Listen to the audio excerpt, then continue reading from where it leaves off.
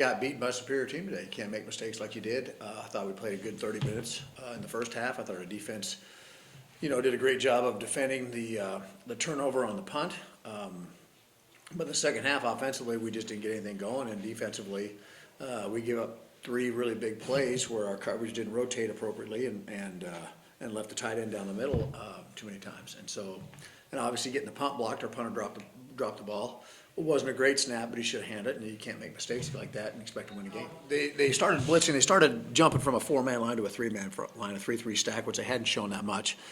Hadn't shown that much of it, and then they really blitzed a lot out of it. And we got a little confusion in our offensive line and didn't slide the right direction, and that got some pressure. And then our receivers, I thought, just didn't do a great job of getting off press man, and they got to find a way to win in that situation. They played two-man and cover zero, two-man being two defenders over the top, and everyone else was playing man-to-man, and we didn't get the separation we needed to give Gav the area he needed to throw the ball.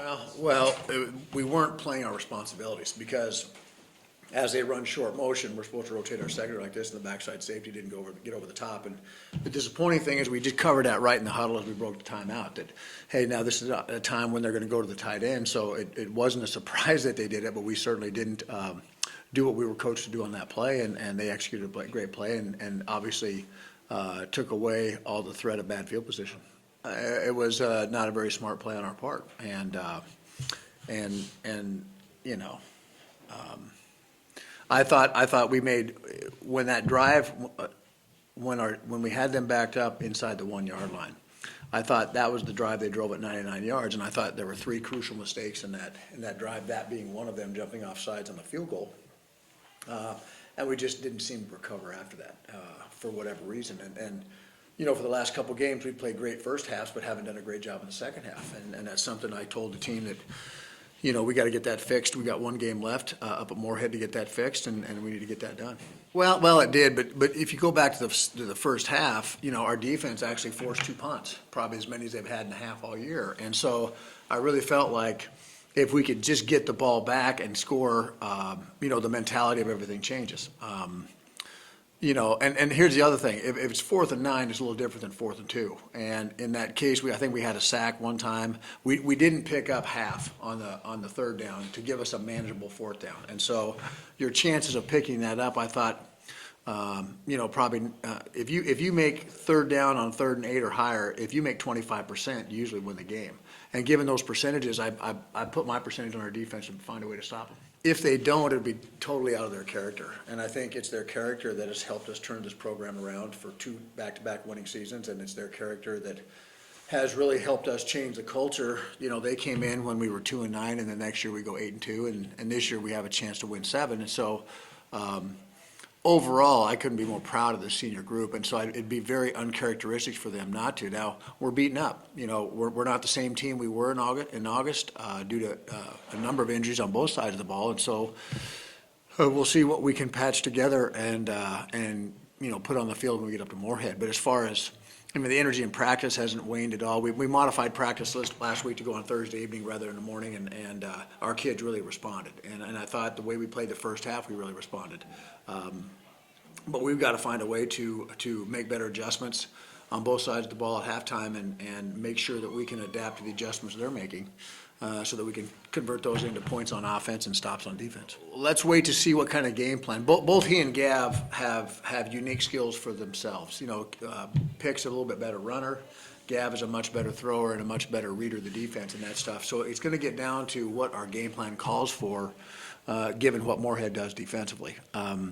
We're confident with both of them in the game, and I think the more that Pick plays, the better he gets. And so certainly I foresee both of them to play, but the role that they're going to have is going to depend on what we have to do to try to move the ball down the field. It came down to execution. First half, we were kind of clicking on all cylinders offensively. We were finishing blocks. We were catching all balls. Protection was really good. But then, I don't know, the execution part just kind of fell off that second half, and I think the same thing. I don't know the defensive side of the ball strategy for adjustments-wise, but I'd probably argue it was the same thing. Yeah, these types of offense are frustrating to play against. Is a high-power offensive team. It's difficult to stay focused and in the mindset. I think a lot of it is on the sideline, just getting warm-up throws and trying to, go through the game plan in your head, keep talking it through with your coaches and stuff like that. But there's really no good way to, account for just the lack of ball possession they have, and that's credit to them. They're moving the ball up and down the field and holding on to the ball for drives on end. So, yeah, no, I mean, it's always fun to watch, someone progress and kind of obviously someone who's going to be taking over in the future. It was definitely a good moment for him and something I was pretty proud of him for accomplishing. And the same thing with JC for catching that ball. I mean, it was a great, team play, but ultimately, I just give him a high five and we'll keep it up. Man, that's a lot. I think just thinking back of when I came here as a freshman, what the culture was like here as far as, the seasons. We had some rough patches at home. We couldn't win home or away. It didn't really matter. Just being a part of something, though, that, now it's like when you come to spec, it's going to be a game. You know what I mean? We had that 2-year win streak there for, 12, 13 games, whatever that was.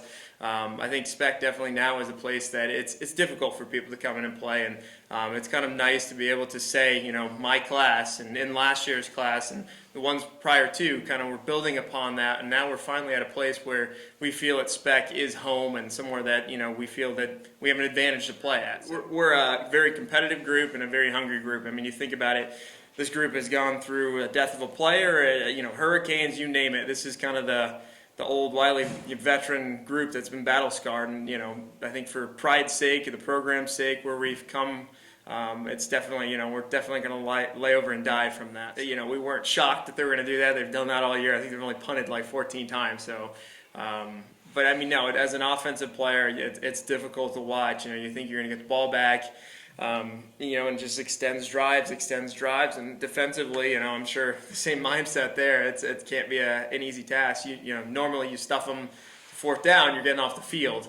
So it's a whole extra element that they have going on over there, and kudos to them. They're good at what they do, and it definitely is a ball control offense that makes it difficult not only for a defense to play in, but an offense to play in as well. I mean, it certainly makes you wonder, like, could we potentially convert more of these and be a little bit more aggressive? And I think when you look at the culture of football, I think that potentially is going to be a shift when you start looking at the analytics of the fourth down conversions, what it does to a game. I think those, it's going to be interesting to watch over the next kind of generation of the span of 10 years, what this actually the game's going to look like. So, but no doubt, I mean, as a competitor and as an offense, you don't want to get off the field.